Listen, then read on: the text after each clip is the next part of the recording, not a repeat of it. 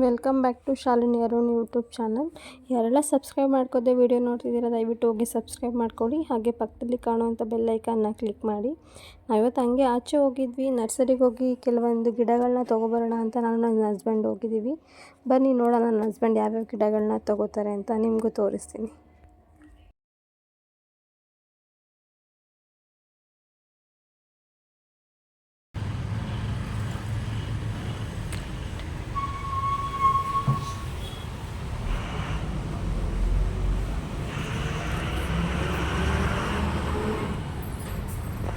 ಎರಡು ತಗೊತೀಯಾ?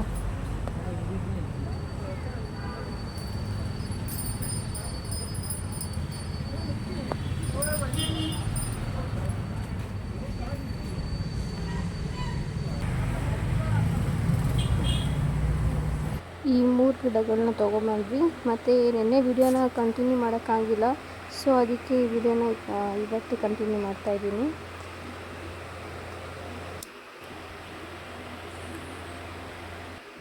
ಇವತ್ತಿಗೆ ನನ್ನ ಹಸ್ಬೆಂಡ್ಗೆ ಸ್ವಲ್ಪ ಕೆಲಸ ಇರೋದ್ರಿಂದ ಆಚೆ ಹೋಗಿದ್ರು, ಸೊ ಹಂಗಾಗಿ ನಾನೊಬ್ಬಳೇ ಬಸ್ಸಲ್ಲಿ ಬಂದಿದ್ದೀನಿ. ಬಂದ ತಕ್ಷಣ ತುಂಬ ಟಯರ್ಡ್ ಆಗ್ತಾಯಿತ್ತು. ನಮ್ಮ ಹಸ್ಬೆಂಡ್ ಇನ್ನೂ ಬಂದಿರಲಿಲ್ಲ, ಸೊ ಬಂದು ಲೈಟ್ಸ್ ಎಲ್ಲ ಆನ್ ಮಾಡಿ ಸ್ವಲ್ಪ ಹೊತ್ತು ರೆಸ್ಟ್ ಮಾಡ್ತಾಯಿದ್ದೀನಿ. ಸ್ವಲ್ಪ ಹೊತ್ತು ರೆಸ್ಟ್ ಮಾಡಿ ಆಮೇಲೆ ಸಿಗ್ತೀನಿ, ಏನು ಅಡುಗೆ ಮಾಡ್ತೀನಿ ಏನು ಅಂತ ಈ ವಿಡಿಯೋದಲ್ಲಿ ತೋರಿಸ್ತೀನಿ. ನಿಮಗೆ ಲಾಸ್ಟ್ವರೆಗೂ ವಿಡಿಯೋ ನೋಡಿ.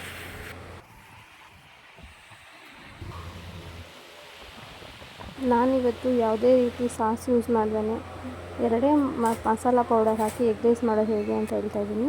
ಒಂದು ಬಾಣಲಿಗೆ ಒಂದು 4 ಸ್ಪೂನ್ ಆಯಿಲ್ ಹಾಕ್ಕೊಳ್ಳಿ. ಮತ್ತು ಅದಕ್ಕೆ ಚಿಕ್ಕದಾಗಿ ಕಟ್ ಮಾಡಿರೋವಂಥ ಹಸಿಮೆಣಸಿನಕಾಯಿ ಮತ್ತು ನಾನು ಮೀಡಿಯಮ್ ಸೈಜ್ 2 ಈರುಳ್ಳಿ ತೊಗೊಂಡಿದ್ದೀನಿ. ಅದನ್ನು ತುಂಬ ಚೆನ್ನಾಗಿ ರೋಸ್ಟ್ ಮಾಡಿಕೊಡಿ.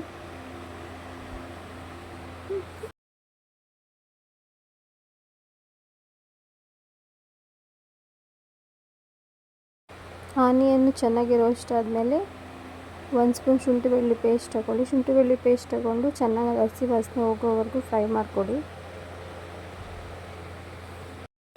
ನಾನಿಲ್ಲಿ ಇಬ್ರಿಗೆ ಮಾಡ್ತಿರೋದ್ರಿಂದ 3 ಎಗ್ ತೊಗೊಂಡಿದ್ದೀನಿ. ನೀವೇನಾದರೂ ಸ್ವಲ್ಪ ಜಾಸ್ತಿ ಜನಕ್ಕೆ ಮಾಡಿದ್ರೆ ಸ್ವಲ್ಪ ಆನಿಯನ್ ಜಾಸ್ತಿ ಹಾಕ್ಕೊಳ್ಳಿ ಮತ್ತು ಎಗ್ ಕ್ವಾಂಟಿಟಿನೂ ಸ್ವಲ್ಪ ಜಾಸ್ತಿ ಮಾಡ್ಕೊಳ್ಳಿ. ಎಗ್ ಹಾಕಿದ್ಮೇಲೆ ಅದು ನೀಟಾಗಿ ಚೆನ್ನಾಗಿ ಫ್ರೈ ಮಾಡ್ಕೋಬೇಕು. ಮತ್ತು ಸ್ವಲ್ಪ ಸಾಲ್ಟ್ ಹಾಕ್ಕೊಳ್ಳಿ. ಸಾಲ್ಟ್ ಹಾಕಿ ಚೆನ್ನಾಗಿ ಫ್ರೈ ಮಾಡಬೇಕು. ಅದಾದಮೇಲೆ 1 ಸ್ಪೂನು ಪೆಪ್ಪರ್ ಪೌಡರ್ ಮತ್ತು 2 ಸ್ಪೂನು ಚಿಕನ್ ಮಸಾಲ ಪೌಡರ್ ಅಷ್ಟು ಆ್ಯಡ್ ಮಾಡಿ ನೀಟಾಗಿ ಫ್ರೈ ಮಾಡ್ಕೊಳ್ಳಿ.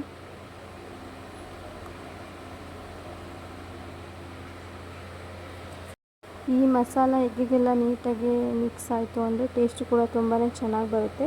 ನಾನಿಲ್ಲಿ ಯೂಸ್ ಮಾಡಿರೋದು ಓನ್ಲಿ ಪೆಪ್ಪರ್ ಪೌಡರ್ ಮತ್ತು ಚಿಕನ್ ಮಸಾಲ, ಎರಡೇ ಮಸಾಲ ನಾನು ಯೂಸ್ ಮಾಡಿರೋದು. ನೆಕ್ಸ್ಟು ನಿಮಗೆ ಎಷ್ಟು ರೈಸ್ ಬೇಕೋ ಅಷ್ಟು ರೈಸ್ ಹಾಕಿ ಮಿಕ್ಸ್ ಮಾಡ್ಕೊಳ್ಳಿ.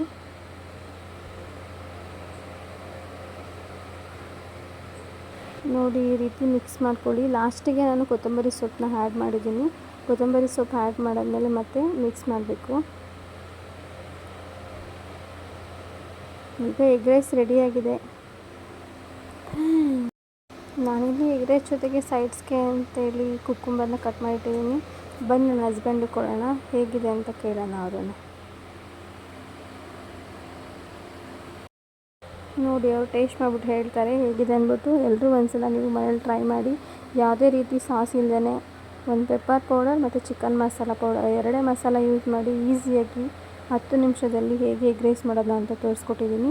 ಯಾರಿಗೆಲ್ಲ ಈ ವಿಡಿಯೋ ಇಷ್ಟ ಆಯಿತು ದಯವಿಟ್ಟು ಹೋಗಿ ಸಬ್ಸ್ಕ್ರೈಬ್ ಮಾಡ್ಕೊಳ್ಳಿ. ಹಾಗೆ ಪಕ್ಕದಲ್ಲಿರೋ ಬೆಲ್ಲೈಕನ್ನ ಕ್ಲಿಕ್ ಮಾಡಿ. ಬೆಲ್ಲೈಕನ್ನ ಕ್ಲಿಕ್ ಮಾಡೋದ್ರಿಂದ ನಾನು ಮಾಡೋ ಹೊಸ ವಿಡಿಯೋ ನೋಟಿಫಿಕೇಷನ್ ಬರುತ್ತೆ. Thank you for watching.